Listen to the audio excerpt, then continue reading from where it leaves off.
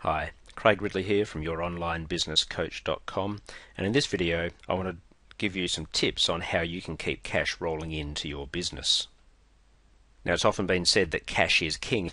We all like to make profit, but what is absolutely vital to the financial viability of your business is to be able to convert that profit quickly into cash so that you can live to fight another day effectively.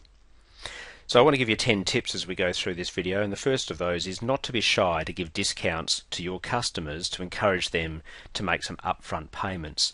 You really do want that money coming in quickly, and if one of those ways is to give a small discount or a discount that works within your business model to encourage that upfront payment rather than waiting until the contract is finished, that is a great way to get that money coming into your business that little bit quicker. My second tip for you is to try and delay your payments to your suppliers for as long as you can. Now, everyone's playing this game, so you may as well join in yourself. It's not a crime to delay these payments. As long as you make the payments to your suppliers when they're due, that's all you really need to do. But there's absolutely no mileage in you paying your suppliers too quickly. Unless, of course, they're offering you a discount for some early payments yourselves, and then you need to just balance that up as to what it's going to cost you in interest to be able to pay that money more quickly versus the discount that you will get by making the payment a little bit quicker. The third tip is an obvious one, but it's amazing the number of businesses that do fall for this trap, and that's don't be lazy with any surplus funds. Most businesses will have a checking account or some form of operational bank account that earns very, very little interest. And there's no use building up large cash reserves into an account that you don't earn any interest on. So you need to get in the habit of sweeping any surplus credit balances out of your operating account into a high interest bearing account, almost on a daily basis, but certainly on a weekly basis. And with internet banking now, it's very easy to transfer your money from one account to another. So don't be lazy. If you've got a credit balance in your operating account, then transfer some of that and earn a little bit of interest along the way. My fourth tip is very important, and that is get in the habit of using a cash flow forecast.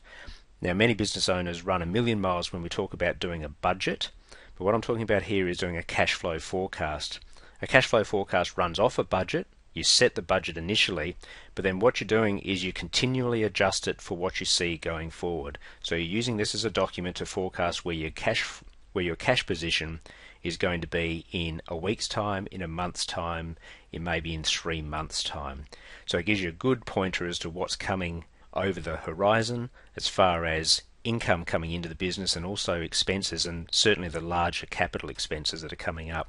So a cash flow forecast just gives you that heads up as to what looks like happening over the next short period of time, and you can make some decisions on how you can generate some extra cash in or control some of those larger outflows into your business. Now, my fifth tip is to make sure that you issue your invoices as soon as you possibly can. Again, many businesses, I think, fall for the trap of following a monthly billing cycle. That is, they might sell a product or perform a service early in the month, but they only raise their bills once a month at the end of the month. So it could take 20 or 25 days after having performed the service before you actually raise the invoice, never mind then getting paid for that invoice. So I would suggest to you that if you're not already in this habit, that you do start issuing your invoices as soon as a sale is made or as soon as the service is provided, so that you can start the cash collection cycle as early as possible. My sixth tip is to make sure that you're giving your customers lots of different ways to pay you. I don't think this is an issue with too many businesses these days. I think we've all gone to online banking and certainly giving credit card payment options to our business. There's not too many businesses out there now that are just having the one form of payment method being please pay me by check. But if you are, then I think now is certainly the time to have a look at all the different ways that you can collect money from your customers and make sure that you give them the flexibility to get that money to you quickly. My seventh tip relates to those businesses that do long-term projects, and particularly service-type projects, or even engineering or manufacturing, where you are building something or making something that straddles a large period of time, maybe weeks or even months. You need to write your contracts up so that you have the ability to issue interim invoices along the way. The last thing you want is to have to wait until you've finished the project before you can collect some cash. In that scenario, you've got all the outflows to cover, and then you hope that you get paid the full amount on time at the end of the project. So I think a better way to go is to build your contracts and operating procedures around regular interim billing for the work that you've done.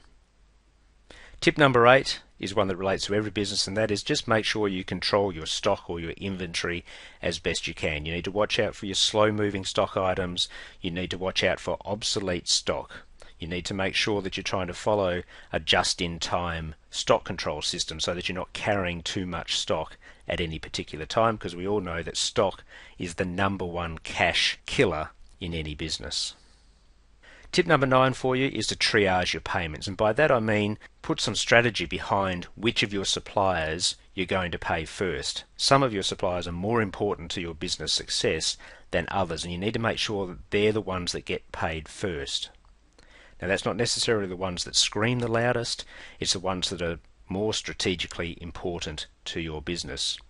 Again, if we've got some suppliers that are offering discounts for early payment, then I'd be looking at paying those ones early and gaining those discounts rather than others who don't offer those sort of discounts. So just be a little bit strategic about all the payments that you've got, and make sure you're paying those strategically important bills before the other ones.